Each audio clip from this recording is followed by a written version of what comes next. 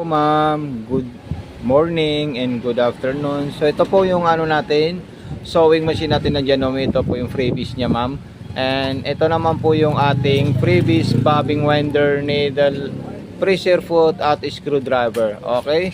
So panoorin niyo po ito sa ating full video, ma'am, sa Mato Panumpang Vlog, yung ating YouTube channel. Then meron din po tayong Facebook page, Mato Sewing Machine Vlog. So pwede niyo na po ito panoorin, itong full video ng ating sewing machine. Okay? At meron akong ilalagay dito na papel para doon niyo po ako i-contact anytime at pag may mga concern po kayo about sa sewing machine. So ipo-full sit up natin ito, ma'am.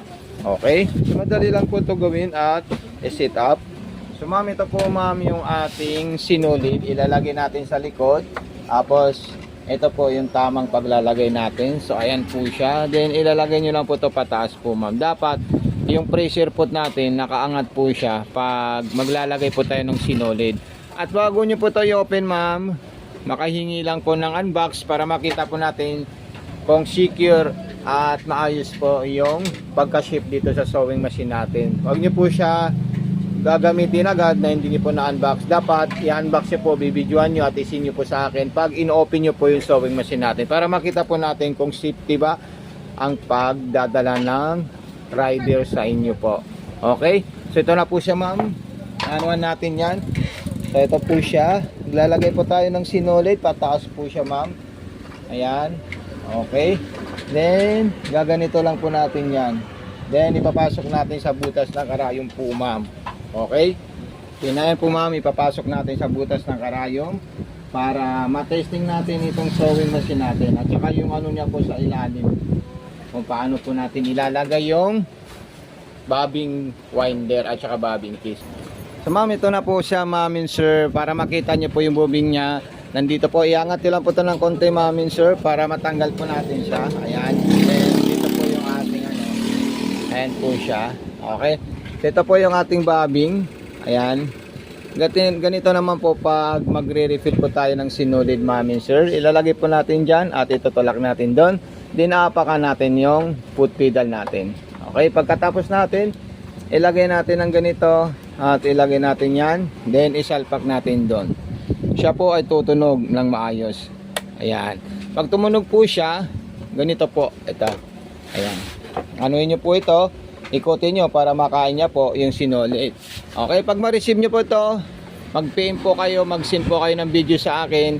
Baka kailangan nyo po ng tulong bago nyo po gamitin itong sewing machine. Kung di nyo po alam, iti-tutor ko kayo dito sa papel na to. Nandun po yung mga social account natin, social media account natin, ma'am. Okay, so ayan po siya.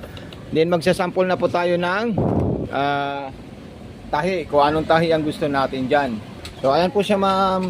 Ite-testing na natin ang zigzag yung ating sewing machine. So ayan po siya. Napaka-solid at napaka-smooth po ng performance ng ating sewing machine. Then ilagay natin sa pinakamalaking zigzag niya po, ma'am. Ayan po siya. Okay. So talagang mabilis po siya pag sinagad niyo po yung pag-apak. Din pang garterize naman po. Ayan po siya. Okay. So ayan po siya, ma'am. Napaka-solid at napaka-smooth po ng performance ng ating sewing machine. Then ilagay natin sa straight line. So ayan po siya, ma'am. Okay. Then ipakita po natin yung ginawa niya. So ayan po yung ginawa niya, ma'am. Napaka-solid po siya at napakaganda. Ilagay natin sa pang-cotton na straight line. Ayan.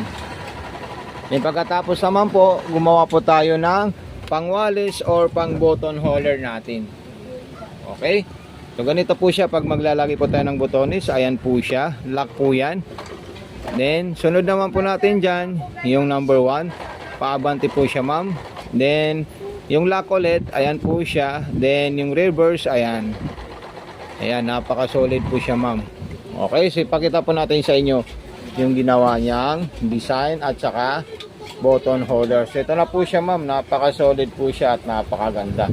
Okay, so maraming salamat sa iyo, ma'am.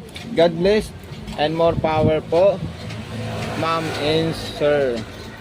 Okay, pa-unbox po ito pag na-receive nyo po, ma'am and sir, para makita po natin na wala pong problema at issue yung sewing machine natin na dumating po sa inyo, ma'am and sir.